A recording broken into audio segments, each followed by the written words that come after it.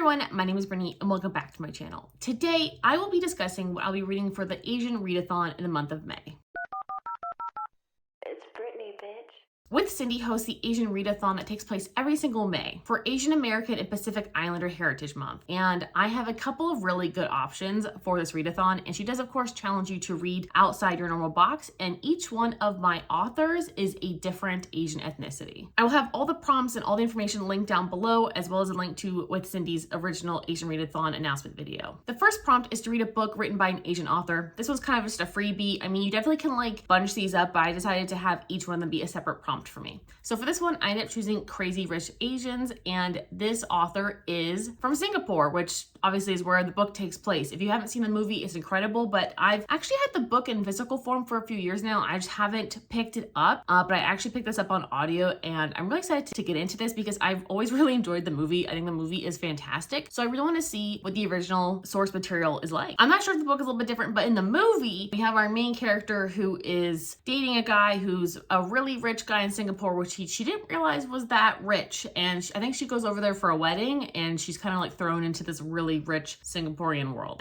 It was fascinating. I fucking love the film. It's so good. It's just like rich manifesting. So if you're looking for something like a rich movie to manifest wealth, that one's it. For the second prompt, you need to read a book featuring a friendship between two Asian characters. And for this one, I chose the Vanessa Use Magical Paris Tea Shop. And this author is Filipino. And this is basically a magical realism book that takes place with a tea shop, and our main character is kind of mystical and can read tea leaves, and she's kind of like always like thwarted her gift. And I'm not really sure about too much else because I kind of wanted to go into this like as blind as possible, but I'm really excited for this one just because I love something that's like a little bit cozy and whimsical and magical, and that's kind of what this seems like. And of course, I did research the book a little bit, and I believe that she has a couple of really close friendships, I think mainly with her aunt. So I'm hoping that this is a good one for that. But of course, I don't know like the actuality of the book because I haven't read it. For the third prompt, I need to read a book written by an Asian author and or featuring an Asian character who's basically on the route to self-discovery and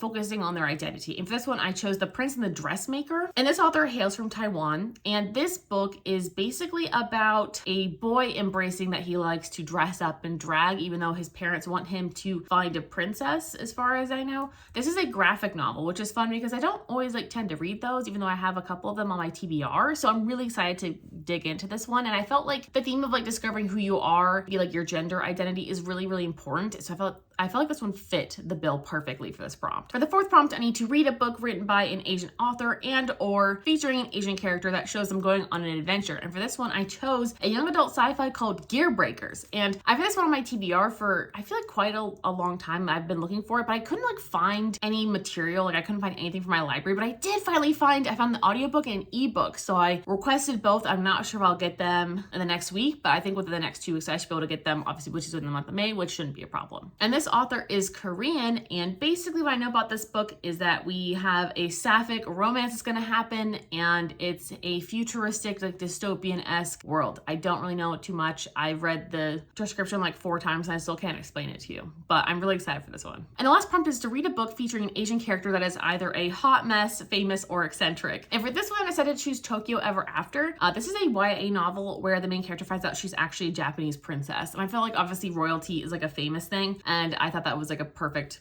fit for this prompt. I feel like all the books I picked were pretty good, well fits for the prompts that I chose them for. Cindy was obviously inspired by the movie Joyride, but I just love that this was like this was a really fun prompt because I kind of had to like do a little bit of digging, and I wanted to read this book again for like such a long time, and this was like the perfect challenge to accomplish that. All I know is that a girl finds out she's a Japanese princess and her life is turned upside down. This sounds kind of like a Japanese The Princess Diaries, so I'm hoping this is good. This is actually the first in a series, so I know that there are other books after this as well. So if I enjoy it, I'll continue on with the series. I'm going to read all these books and put them in the same exact reading vlog and release it whenever I'm finished with all 5 of these. Hopefully that is before the end of May. I would like to accomplish that as soon as possible, but you never know. Things are kind of picking up here in North Carolina. I have a lot of friends in the area. I know a lot of people, so I'm kind of going out a lot. I'm not spending a whole lot of time reading at the moment, but I'm definitely going to try to accomplish this because I love the Asian Readathon. I think it's a really fun challenge to go through my TBR every year and just like highlight all of the ones by by Asian authors and then just try to make them fit the prompts. I just find that like a really fun challenge. And I think this year the prompts are really fun. So I'm really excited to get into this. And please let me know if you are also participating in the Asian Readathon. And if you have any suggestions for Asian authors below, whatever book it is, whatever genre, I'll definitely add it to my TBR for next year. I'll probably end up reading it before then anyway, but you never know. Anyway, thank you guys so much for watching. I'll talk to you guys all very, very soon. Have a lovely day.